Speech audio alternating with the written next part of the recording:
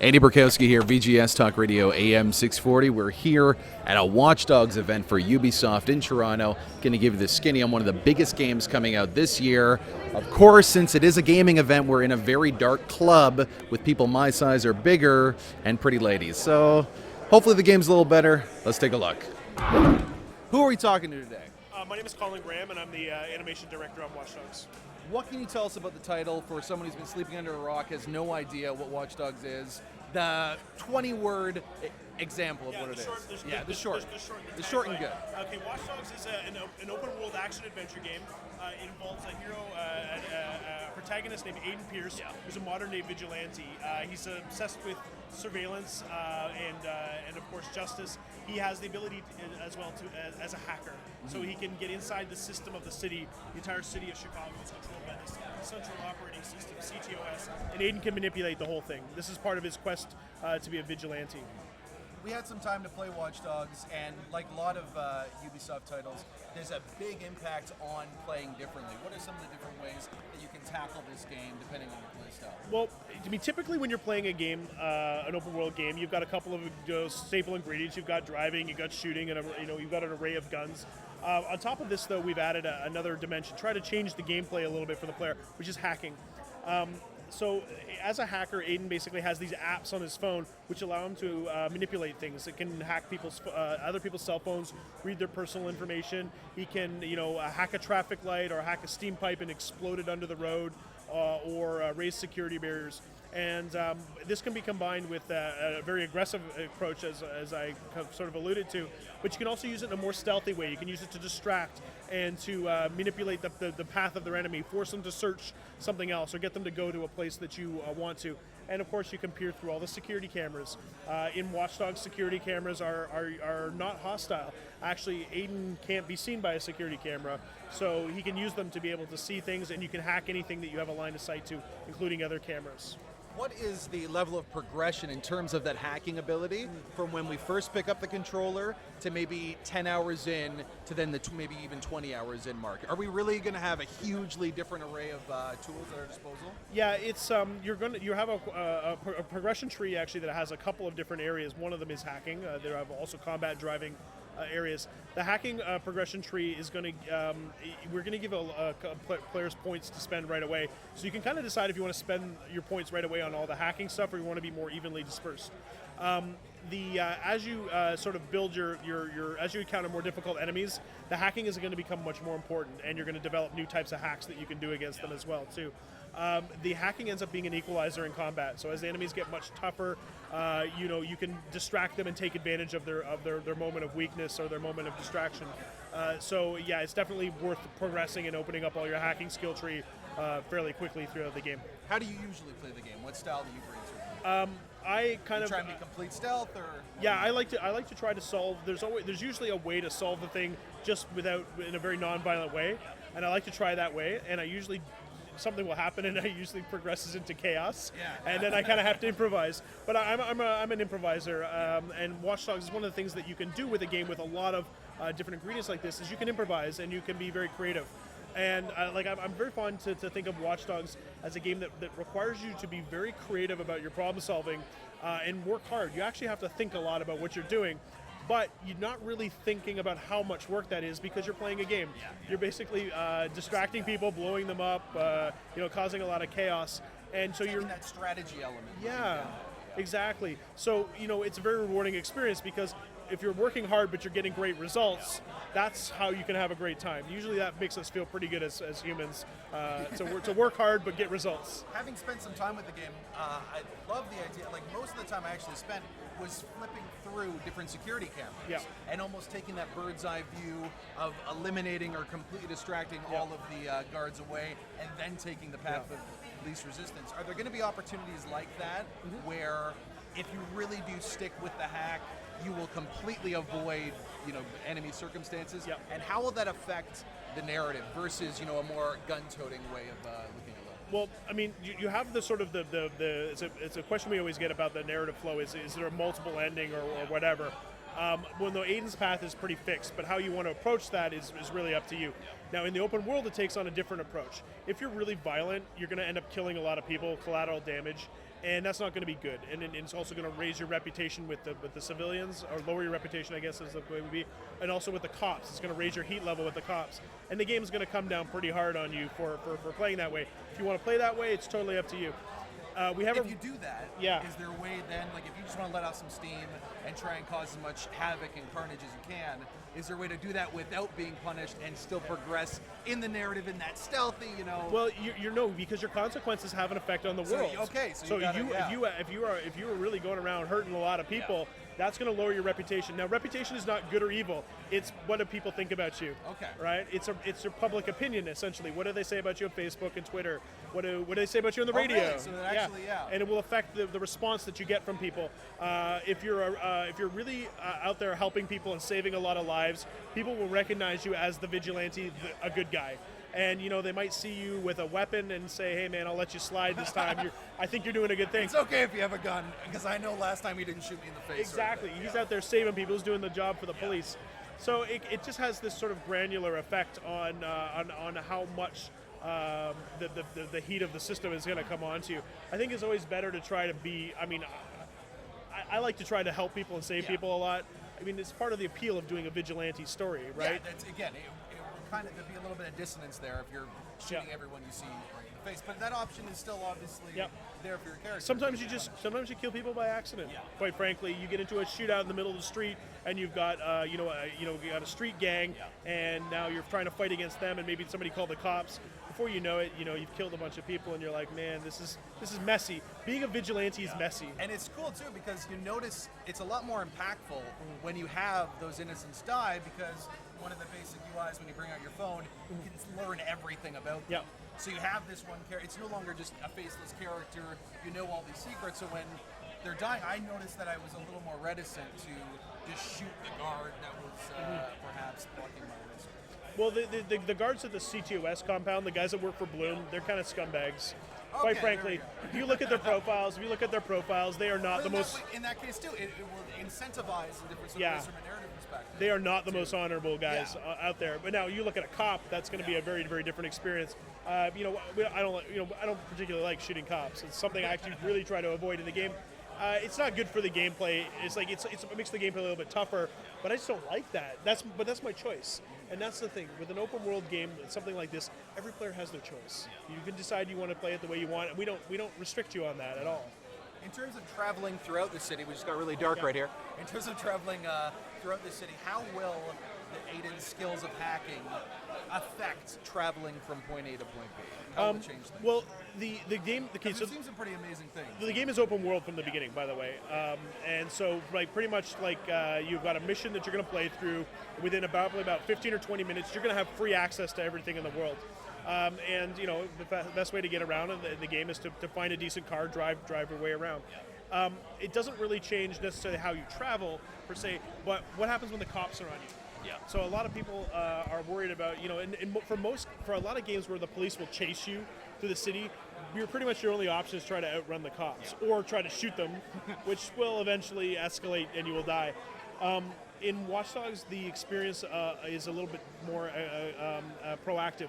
Because when you're driving and you've got control of the traffic lights and the steam pipes and the barriers and the bridges, you're actually really in control of the situation. You're going to lure the cops in, you're going to take them out in a big pile up, and then you're free to make your getaway. And it changes the dynamic a lot. Running from the cops can be an amazing experience in Watch Dogs, especially if you really embrace all the tools that we're giving you. And it's a very, again, improvising on the spot. You need to think quickly in order to get these results that you're talking about. Well, one of the things that we do, it's a neat little trick, but when you're driving in a car, we have a tone, like a beeping tone and a blue icon. What this is actually showing you is the hack that's behind you. Because when you're driving really fast in a car, all the information the player wants is behind them, and we don't want to turn the camera around, because when you turn the camera around, you kind of crash, right? You need to see where you're going. So we've actually taken that information and put it in front of the player. So if you're paying attention to that, and you listen for the tone, that's the perfect time to do a great takedown. And if they're right behind you, the camera's going to show you where they are. It's going to do a little slowdown, going to show you the whole takedown. It's a very spectacular moment, and there's some really powerful hacks. I mean, you can blow up the entire street underneath the. We have way more power with the hacking than anything else. Is Aiden the only individual who has these powers, or will we be battling other people that have sort of similar skill sets? Yeah, it's definitely we'll be battling other characters that have infiltrated the CTOS to various degrees. Another component is the multiplayer. Yeah, that's so. fascinating. Now, when you play as multiplayer, you in your own game, you're always playing as Aiden Pierce. Yeah. But you appear in other characters' games as a fixer, all right, as another character that so that your experience on your own console on your screen is always Aiden. But there are other fixers in the world. They also have access to the CTOS, and so yeah, it's not like Aiden is exclusive into this. So what explain some of those situations of what would happen when you're going through your story, all of a sudden the fixer comes in. Yeah. What happens after that usually? What have you seen? Well, the one multiplayer experience that we seem to be talking about a whole lot, because it's really quite unique, is this idea of being invaded or invading another player. So you imagine that you're playing the game, and you're doing whatever you want in the sort of the open world, and then all of a sudden you've got this alert that somebody's hacking your phone. Yeah. And what has happened is I've seamlessly joined your game. So whatever you've done has attracted the attention of the Bloom Corporation. Maybe you hacked a Bloom agent and they reported that their phone got hacked. So they sent a fixer contract. Okay, so now you've got this bounty on your head. And on my side, I've been playing the game and I've seen this contract pop up and I've accepted it. So without anything changing on your side at all, I've merged seamlessly into your game. Now you've got to find me. You've got to try to cancel the download, the virus, and kill me or get away. Now, at first players might think, well, I don't want to get my game invaded all the time, but you actually can get a lot of points by defending the invasion. It's really balanced in a way to try to help the defender progress. So your progression is actually going to go forward if you successfully catch me and kick me out. And it's pretty hard to stay hidden that long. There's like this circle, and it gets smaller and smaller and smaller, and there's a lot of emerging tactics. So we've got guys in our studio that have been playing this now for just like playing this non-stop for weeks and weeks and weeks. And some of the things they do, man, it's like setting up every assortment of trap that you can imagine. And the hiding places that they pick, it's incredible. I just the stories that come out of that are incredible. Players are gonna share them. They gotta you got your share button on the PlayStation. If you've got a great hacking experience, share it. Let the world see it. Share your story. From an animation perspective, background here, what is Watch Dogs doing that you've never done before in a game? What is some of the new sort of experiences in this way of looking at it? What probably the biggest difference in the animation side that we've had this time around is we have a lot more volume of animation than we've had before. We started developing our civilian system right from the very beginning. It wasn't an afterthought like it can be in a lot of games. And we have like 13,000 animations, like individual animations. We're motion capturing everything so that it has this really realistic look. So for us, it's the volume of things that there are to do. And every character in the game has a very deep set of reactions. Like every civilian is actually an artificial intelligence. They're not like fake bulk crowd that kind of run around with like a little sort of like a crowd simulation. They actually will react to things. They can tell the difference between things that they hear and things that they see. They'll react differently. They'll react differently to hearing a gunshot to seeing somebody shot in front of them, right? So there's this huge level of detail, and of course that's all backed by this massive library of animation. And from our perspective, as a gaming perspective too, it just would be seamless. You would notice, it wouldn't stand out necessarily that every single person had these amazing animations, but when you see a group and know they're doing each individual thing. Well, they're all influencing each other as well too. Wow. So like if you pull a gun and somebody freaks out, you got an assault rifle and somebody freaks out, as they're running away, somebody else is going to see that person, another character's going to see that person, they're going to go, why is he running? And he's going to become curious. He's going to stop whatever he was doing and he's going to start trying to figure out what was going on. So you get these like propagating effects. Going down the street. Yeah. Some people will try to call the cops, and you have tools to deal with that. You can just run up and smash their phone on the ground. But we have better tools. The hacking is always a little bit better. We have a cell phone jammer, and so the system can kind of take you in different directions. It ends up surprising us all the time. I mean, it surprises me all the time, and then you just have to adapt. But that makes an interesting gameplay. It's not predictable. It's an adaptive system. It does is because I've played it in different circumstances here, and every time I played it, it has felt different. It felt like it's there's 4 screens here behind us, and on one of them it's raining, so there's no people on the street anymore, right? Because obviously it's raining, it's like pouring rain. Even different districts that you go to, you have different types of people. And all of those people, if you profile them, they have different profiles and different backgrounds, different income levels, and we have this really cool algorithm that generates the right people for the right district, the right job. You don't want a guy with a PhD and it makes $200,000 a year digging in the trash.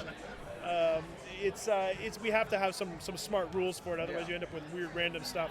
And then also the game is Chicago. It's set in Chicago. And the civilians in our game are actually all voiced by real Chicagoans, and the enemies as well too. So we went to Chicago. Oh yeah, we wanted, because people in Chicago talk a little bit differently than everywhere else, and if you don't get it right, people will know. So we just said, hey, you can't do better than to get the real voice. How large and how dense of an area will we play in? We have 1, 2, 3, 4, 5. I think it's 6 districts, 6 big districts. The game is very dense. So everywhere you go, it's every, we use every every bit of the animal, if you will. And it's centered around around the scale of game that you want for driving.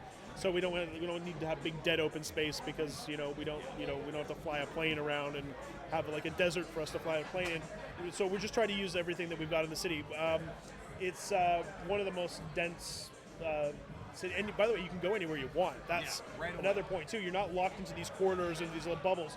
You can start in one corner and just keep driving and driving and driving and end up on the other side of Chicago. You can end up anywhere.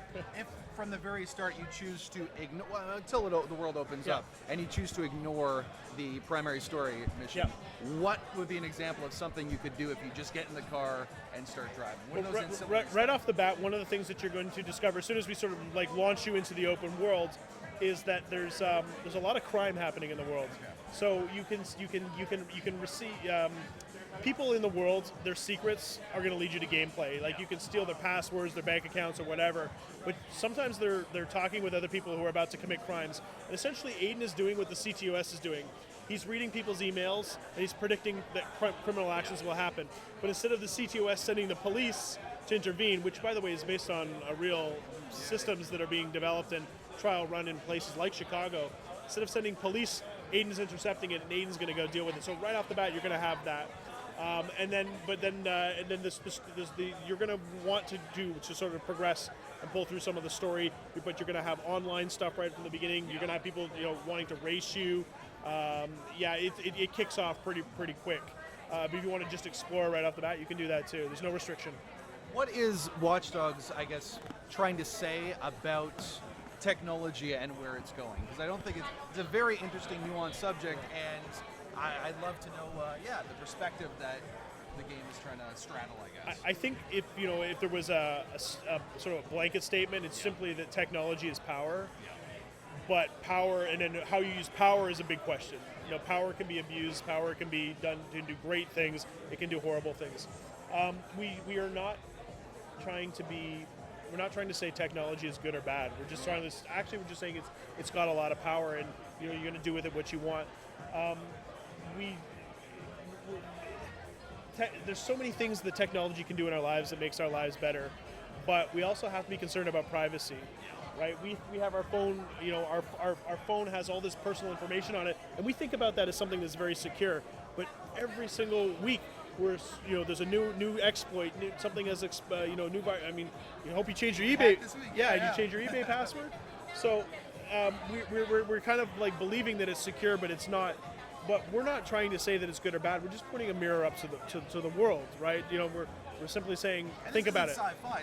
A lot of this stuff is very real, if not already. Everything that you can do here is possible to do. We had a security analyst do a demo in Chicago a couple of weeks ago, and he showed how you can do every single hack. Now, a lot of it involves the sort of boring, laborious task of writing code and running scripts or whatever. Wouldn't be as simple as getting out your. So all we've done is we've just taken all of that and put it onto an app. Yeah. There's an app for that. Well, I guess finally, you've had a lot of time with this game. What do you think is, from your perspective, the biggest misconception that maybe generalized media has about the game that haven't gotten their hands on it yet? Okay. Something that you'd like to, I guess, set the record straight, so to speak.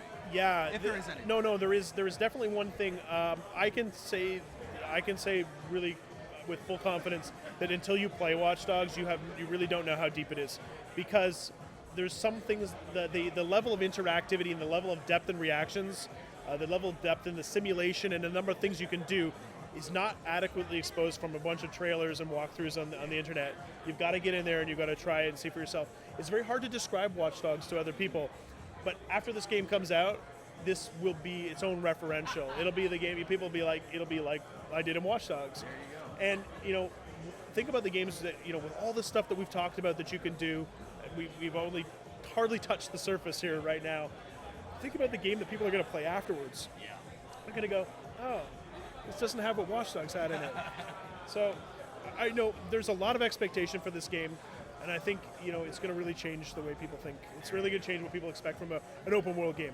Very, very strong words. Andy Borkowski here, VGS Talk Radio, AM 640 in Toronto, the launch party for Watch Dogs. Thank you again so much for taking the time. Thanks very much, Andy. When is it coming out? May 27th, like next week. Next week. Make sure you pick it up. VGS.